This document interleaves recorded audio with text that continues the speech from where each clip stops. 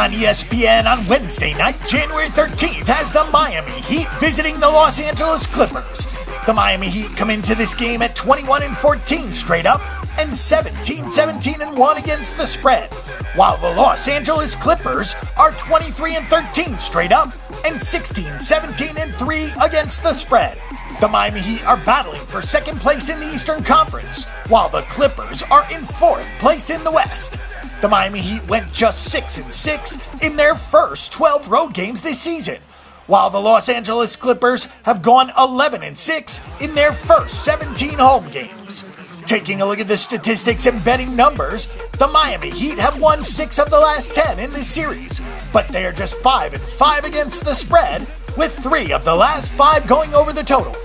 The team split their 2 meetings last season, with each team winning on the road. The Los Angeles Clippers have won 7 of the past 10 at home in the series, but they're just 5-5 against the spread as well. 2 of the last 3 having gone over the total. For our pick and prediction and Get More Sports, we're going to take the points with the Miami Heat in this contest.